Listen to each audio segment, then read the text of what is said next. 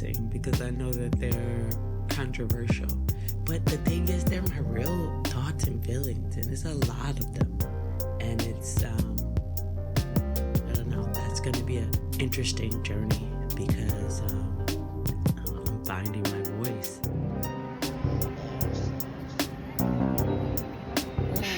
Way too people be dealing with bullshit.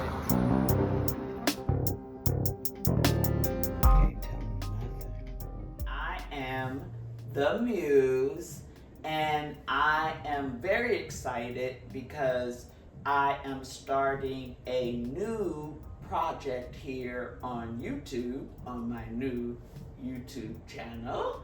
This is episode 1. A little background about me. I'm wearing this very telling outfit by Melody Asani, which is Me, M-E, the Me brand. I'm inspired by my outfit to sort of start this project where I am sort of just kind of telling stories as they come, jumping off of my book that I wrote, The Other N-Word. Having done that, it made me realize that I am not a writer in the sense of wanting to put out books and have an editor and have it be perfect and this many people change it and all that. No, I'm an oracle. Hey, I'm just going to start. So 1972 is the year my sister LaWanda Lorraine Hawkins was born, and we are from Los Angeles, California, and this is me.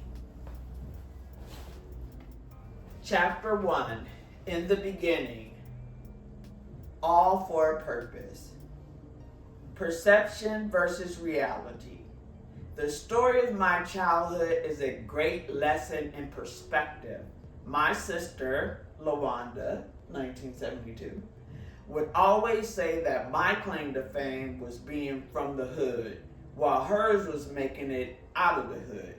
On paper, it sounds like the typical poor black family story. Though my mother had me when she was 24, she had all 3 of my older siblings between the age of 14 and 17. We grew up in the Pueblos, a housing project in South Central Los Angeles, after which we moved to 99th and Figueroa, the hood, where most of my childhood memories took shape. I am the 4th child of 6, 5 girls and 1 boy.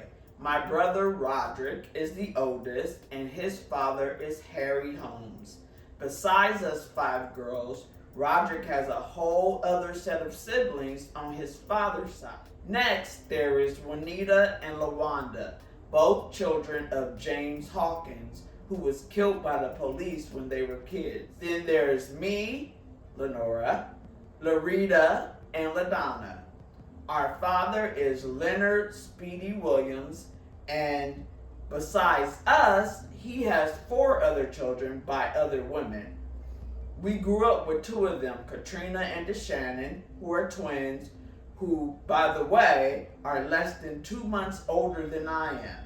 So besides my mother having 6 kids by 3 different men, my father had 2 women pregnant at the same time, resulting in 3 kids all the same age. So that is the beginning, and it's a mouthful. I will pause here to sort of think about what it was to grow up, with in my household, we call our house 408, we're Team 408. So our address was 408 West 99th Street. And it just was like our little bubble. My mom created this magical bubble in the middle of the hood that just had us. And we lived a life based on her view of the world. And so it was quite beautiful and wonderful, despite when I sort of left the hood, or you hear about the hood on TV, or, I live in the hood. Like, it's not like I don't know what's going on, but like, there's this sense of like, oh my God, but my reality was like, I had the best fucking childhood. You know what I'm saying? Like, it just was dope. My grandmother had 13 kids. All of them got between like 1 and 10 kids. You get what I'm saying? And so, total of us, just my generation, my cousins, my aunts and uncles, and my grandmother, is 60 of us. I call my aunts and uncle, that set, I call them Esther's dozen. Because they're a baker's dozen. So a baker's dozen is 13. So a dozen is 12, but a baker's dozen is 13. So they're Esther's dozen. And then the Esther doesn't still work because from her, there's 60 that sort of, in my generation, now we all having kids, and so it's even more, so it's just ridiculous. But just from the 13 and their kids, that level up to my grandmother, there's 60 of us. And so we grew up like as a clan in South Central LA, and that's the beginning of my story. I don't know, that's going to be an interesting journey because I'm finding my voice. I am the Muse, and this is episode 2 of The Other N-Word. Today I'm going to continue with, I guess, the next part of my story. Again, a little background. So I wrote a memoir, The Other N-Word, and with the original intentions of publishing it as a book. But as I wrote it, I realized that it was art. It was like an archive piece. It was essentially me telling my story.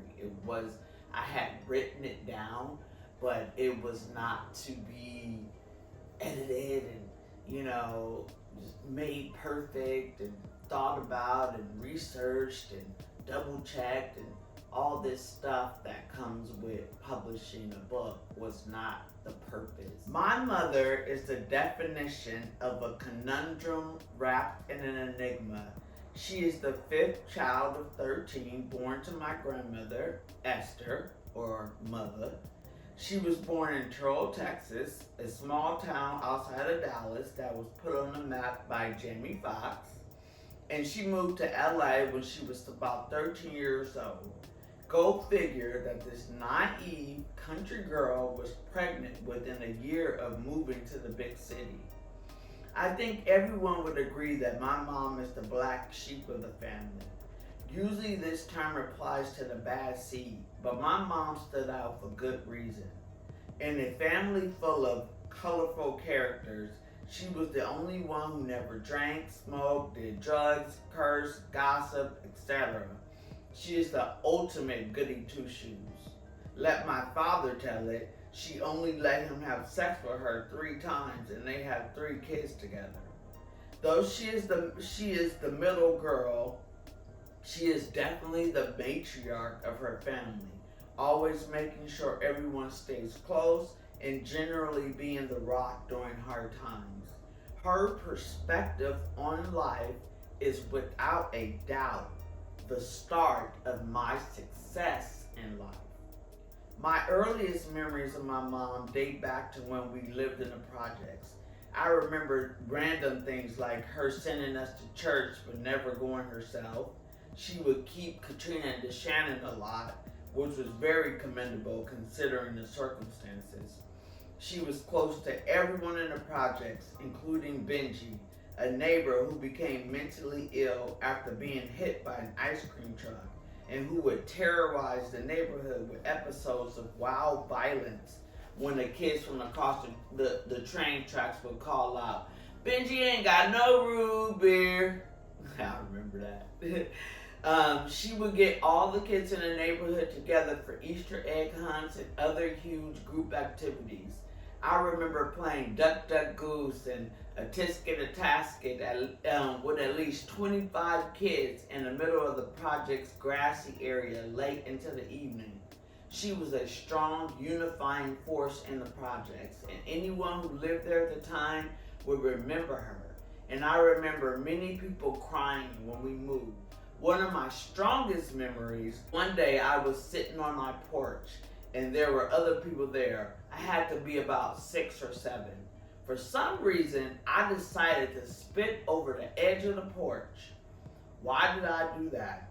In front of all those people, my mom gave me a whooping that I remember to this day. Now keep in mind, spitting was the least of the issues that most parents had to deal with where we live. But this is how my mom was. Though we were never told that we were different or better than anyone else, my mom did not develop her set of expectations for us from people around us. This was, for me, the beginning of what I call the dichotomy of my youth. Okay, I'm gonna stop there. I wrote my first full chapter. I sent it to my cousin to read, and he was like, I wrote a book, like I'm writing a book, right? And so he sends me his and I send him mine, right?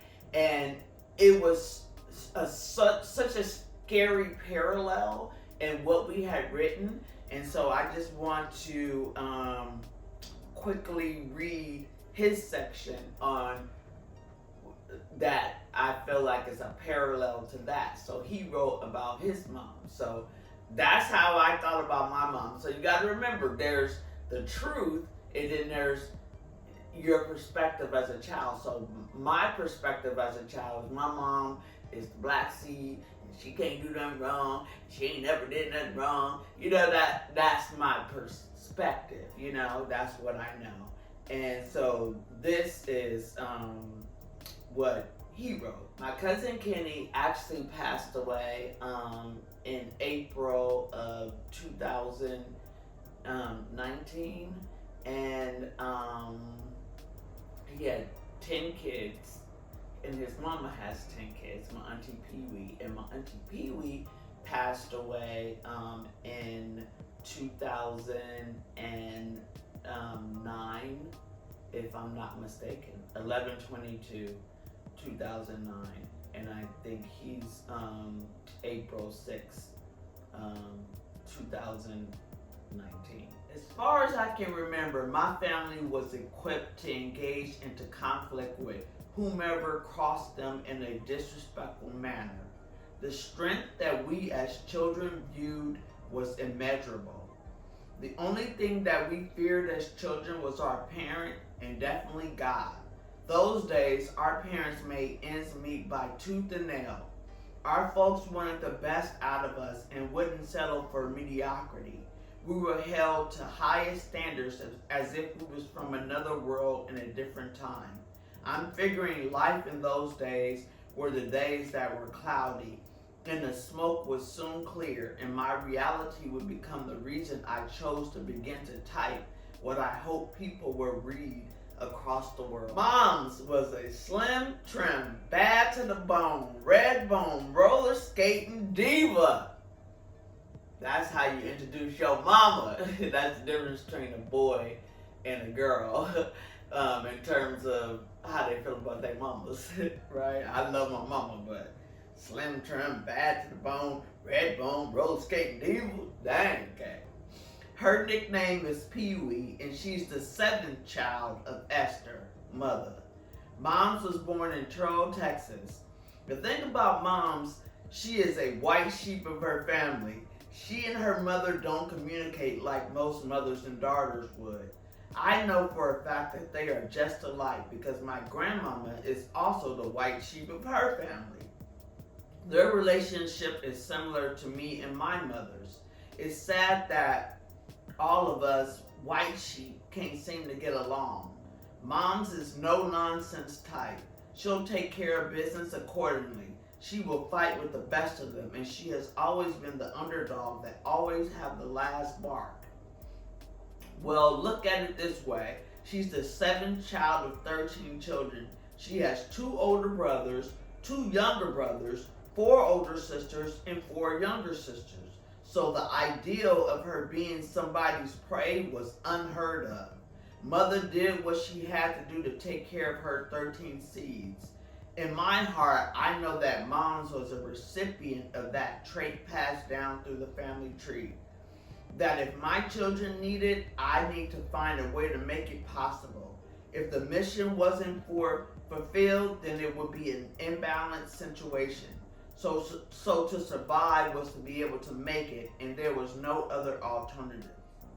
Big Mama was Mother's mother. She was a stronger individual. She had created something that would trickle down for generations to come.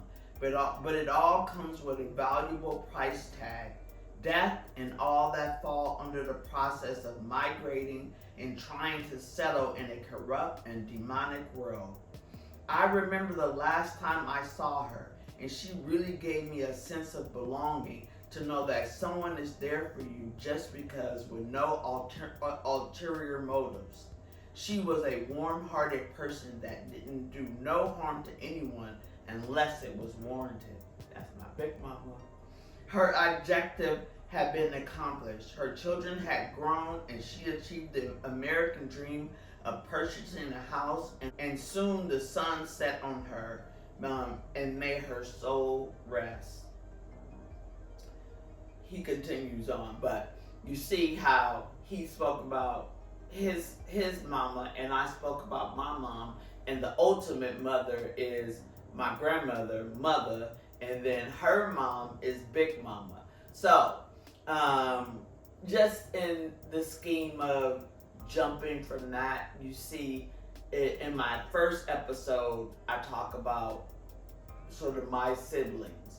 So then now it's sort of my mother, and it's interesting that my cousin, who is essentially the same as me, talking about his mother and grandmother, the similarities that come across, just this sense of coming from this kind of big family, and we're poor, rural, come from a poor rural area, Turtle, Texas, and then move to the ghetto of LA, the projects, and it's just like the 80s in LA, a lot of crime, drugs, violence, and we were just a clan, like nobody fucked with us. You know what I'm saying? Because it's so many of him, how he described my Auntie Pee-wee. I mean, it's like, come on, you got 4 older sisters, 4 younger sisters, 2 younger brothers, 2 older brothers. It's like so dope. And like I'm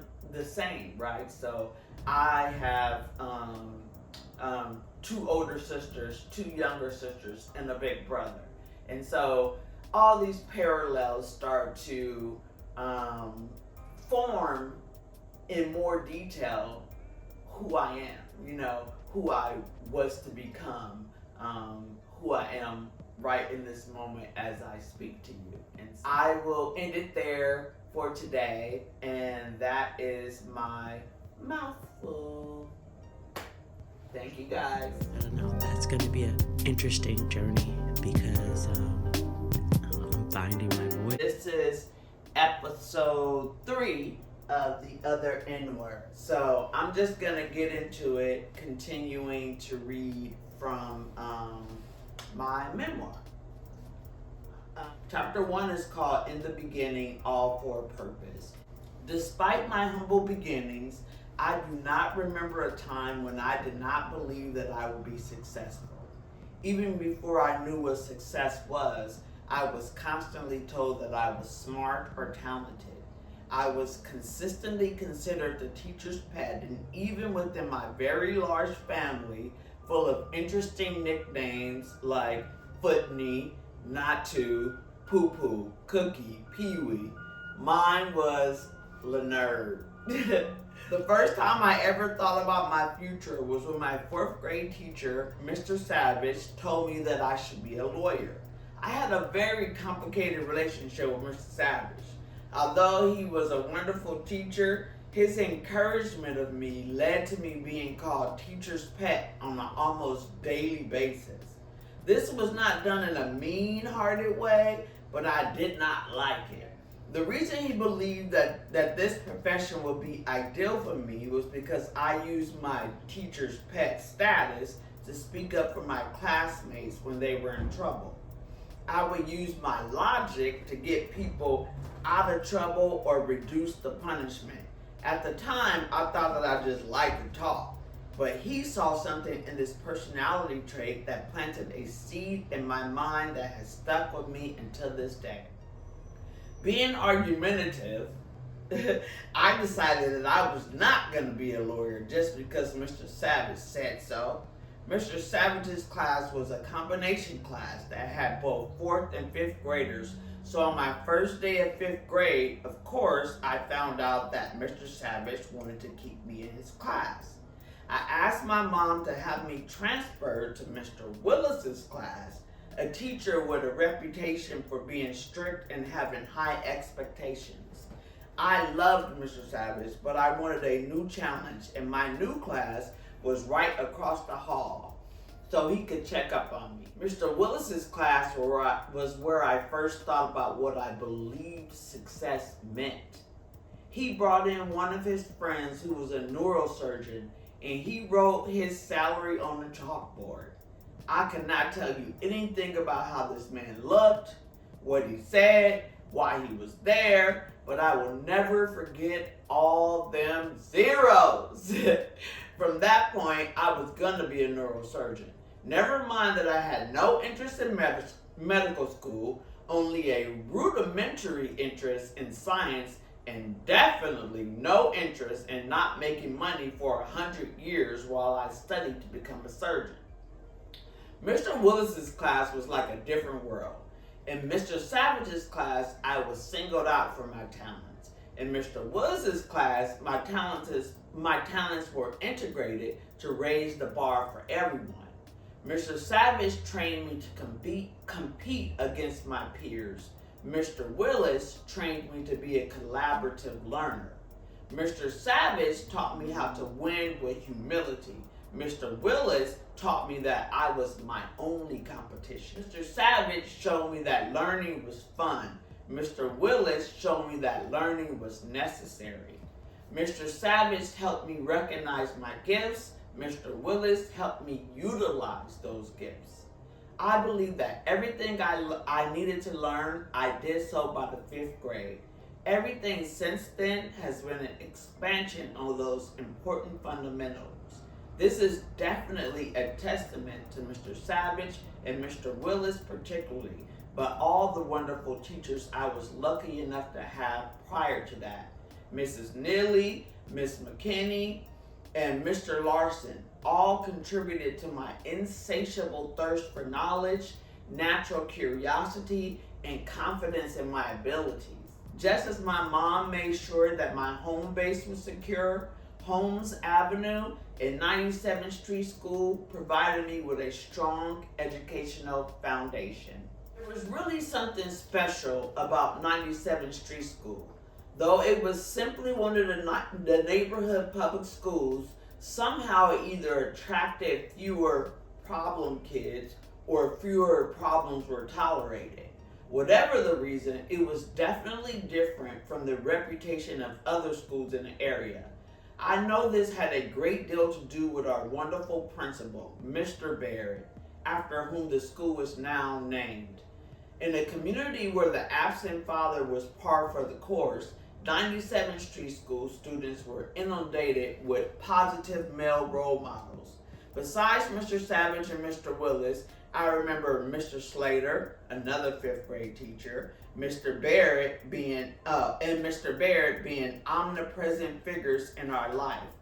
I also remember the guys who ran the schoolyard. Not sure if they were security or what, but Terrell and Tyrone were wonderful.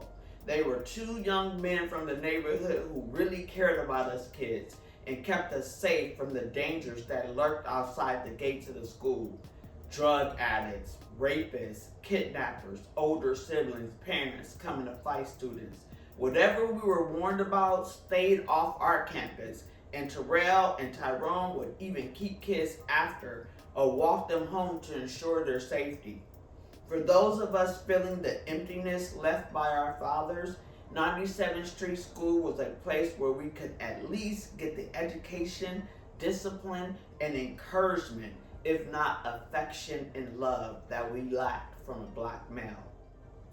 From the safety of this environment, my leadership skills naturally emerged.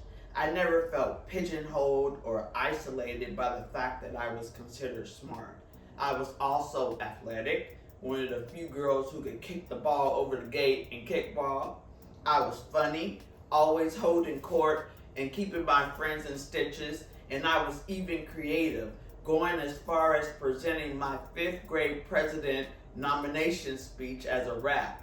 The lines that I can remember perfectly illustrate my comfort with who I was and the school's role in nurturing that. Y'all ready for this? All right. Good morning, teachers, students, staff, and all those people who want to laugh. Sit back, and I'll do my best. It's simple. Forget about the rest. I am a dominator, a terminator. I'll abolish you because I know I'm greater. I'll tutor you in science, language, math. Oh, and please, no autographs. You know I come from the 80s, 90s. Anyway, I even still remember the school song that we all had to commit to memory. I am a promise, I am a possibility, I am a promise with a capital P. I am a great big bundle of potentiality. And at 97th Street School, it's easy to see that learning begins with me. I am a promise to be anything that I want to be. Although I became known for winning all the spelling bees and oratory competitions and could generally be classified as a nerd, the expectation of greatness that was placed upon me was no different than that of my classmates. Individuality was promoted in pursuit of well-roundedness in the student body. Having such a uniquely unifying environment to discover my gifts and talents made it impossible for me to separate who I was from what I was able to achieve. It was at 97th Street School that I decided I was going to be somebody, because that feeling was so deeply embedded. The obstacles that were presented later in life could not deter me from that goal. And that's my mouthful for today. I will add to that, the whole I'm gonna be somebody. That came from that whole sort of thought process was big, like around that time, 1988, because Jesse Jackson, he had run for president. He was like, he was our world, our Martin, our Obama, or whatever, and the whole thing of I'm somebody. And I used to say a speech at school and win competitions. Looking at me all high and mighty won't change my mind because I'm somebody. Just like this sense of, pride. Like, don't underestimate me. Never had to think about myself until I was sort of outside of myself and saw how people thought about people from where I was from. It was like, I don't know. That's going to be an interesting journey because I'm finding my voice. Closing out chapter 1 of The Other N-Word, and this is episode 4. The first 3 episodes sort of followed, my story, and so chapter 1 is called In the Beginning, All for a Purpose, and this is section 3, the last section, which is Much Given, Much Expected. I remember my mom once saying that it worried her that we would win everything we entered because we would not know how to cope if we ever lost. This was an important lesson for me because my first encounter with failure was pretty jolting and changed the course of my life in many ways. In 5th grade, I wrote an essay based on the prompt, "In Pursuit of Excellence." Based on winning the written and oratorical awards at my school, I was entered into a regional competition. This was my first encounter with kids from a completely different place, circumstance, and point of view. I sat and listened to the other kids give their speeches, and I grew more nervous the longer I waited. What was worse was that after winning for several years straight, this was the first time anyone in my family had ever come to one of my competitions. I got up to the podium and I drew a complete blank. You know that you're nervous, but you fully expect to have it together once it's time for you to go on. I was completely out of it. I couldn't remember my speech at all. I had let my anxiety take over the whole situation. I have never been that humiliated in my life, and it embedded in me a fear of that kind of moment occurring every time I had to speak. Mind you, I spent the next 20 years pursuing and becoming a lawyer, so you can imagine how this incident became magnified in my mind over time. Though there were a few shining moments later in life, that speech marked the end of my public speaking days. To the extent that I pursued opportunities that would require me to stand on my feet and make some type of delivery, I leaned toward those that involved off-the-cuff responses versus strict memorization, informality versus formality, group or team presentations versus individual. My mom had high expectations for us in terms of education. Yet, I do not remember her ever helping with homework, talking to teachers, coming to the school, or participating in any other activity that we typically associate with mothers who care about their child's education. She checked report cards to make sure they were filled with A's and not too many B's, and that was about it. Yet our home was filled with books, including the standard and kids version of the Encyclopedia Britannica. We lived just a block and a half from the library, and we were in every program you can think of. My mom could not tell you the name of any college, but with the exception of Roderick, we all went to great schools. Me, Berkeley, Nita, Wanda, and LaDonna, UC Davis, and Larita, San Diego State, and UCLA. Without knowing it, she instilled in us a sense of personal responsibility for our success. Lucky for me, I had Roderick, Nita, and Wanda to model my achievements after, my cousins, aunts, and uncles to celebrate my intelligence, the nerd, and my friends from school to protect me from any negative peer pressure. The two things that stood out the most about the living room at 408 was the number of pictures on the wall and the number of trophies on the shelves.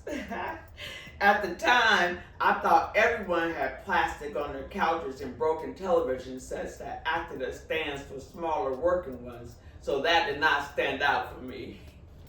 In a household filled with high achievers, it is much easier to embrace your own achievements. Where I come from, having a big brother or a big sister was a big thing. It added a layer of protection amongst your peers and opened your world to experiences you would be excluded from other older kids. I did not need television or the tall tales from my friends to shape my definition of cool. In elementary, I had two sisters who went to Washington Prep High School, were part of the popular crowd, dated football players, and took us to games, traveled the country giving speeches, and representing their schools in various conferences. Nita was a natural entrepreneur, acting as both the candy lady and a babysitter for neighborhood kids. And Wanda was a superstar amongst her peers, always dressed in the latest fashion and attracting sadiddy friends from outside the neighborhood. Roderick was graduating from Jefferson High School, where he was a star basketball player, played in the band, and had the largest baseball hat collection of all the guys in the neighborhood. He had street credibility without being in a gang, and he worked for the LA Clippers, so we always had tickets to the Lakers games. Shade. Though the achievements of my first cousins were not necessarily connected to school, their encouragement of my nerdiness and the general reputation of those Nickersons for having the gift of gab with the muscles to back it up provided me the freedom to hone my talents. The actual freedom I enjoyed in the projects was definitely a result of being part of such a huge and infamous family. Nobody really messed with us. In fact, in the projects, I saw my little 120-pound Aunt Nona bobble with her 250-pound Samoan boyfriend. My cousins Shalonda and Krita whooped girls' asses in the middle of the street, and I've heard tell of full-out family versus family brawls where we came out on top. And this is just the women. Sure, this had a lot to do with the types of friends I ended up attracting when I moved out of the projects. For whatever reason, the kids at 97th Street School who aligned themselves with me tended to be the tough kids or the bullies. It may have been the fact that shit talking was part of my birthright, or maybe they thought by befriending me they could copy my homework. But all I know is that they added to my cool points and dared anyone to make fun of me for being a schoolgirl. In our grade level, Rosetta and Tashana were the two queens of the schoolyard, mortal enemies, and of course, two of my best friends. That definitely made for some interesting interactions. My main friend in 5th grade was Jaime Hernandez, and he was one of the very few at the time, it was LA in the 90s, non-black kids at the school. I remember most of the Mexican students being in ESL classes and therefore segregated from the general school population, but not Jaime. He had swagger like a black kid, but he came from a whole different background. I think we connected on this level since we were both inhabiting and expected to survive in worlds that were diametrically opposed to the world that existed inside our household. Jaime was super cool, but he was a bit of a bully. In fact, the first and only physical fight I have ever had was with this guy from my classroom who Jaime wanted to fight for seemingly no reason. I remember co-signing and instigating as Jaime pushed the guy around in an attempt to get him to engage in a fight. The boy refused to take Jaime on and just kept trying to walk away. Well, I said something that really ticked him off. I know what I said. So to save some face, he decided to fight me. Of course, I ended up having a major crush on that same boy a few weeks later when Quincy Jones introduced Tevin Campbell to the world, and he happened to look just like him. I remember feeling bad for him because everyone at the school wanted to beat him up for coming at me. Though the next leg of my journey necessitated much less of the protection my family and friends provided, the self-confidence and sense of belonging would prove paramount to my continued success. I don't know how it happened, though I suspect it had something to do with Mr. Willis and Mr. Savage.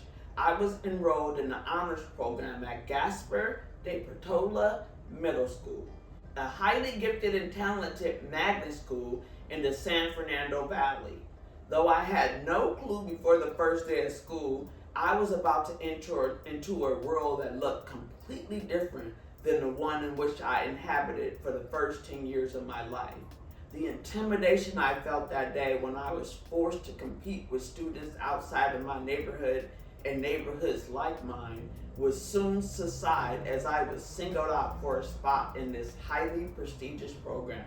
Again, I was subject to a jolting experience, and this time I had no one to share the experience with, as my siblings, both younger and older, all attended neighborhood schools for their primary and secondary educations.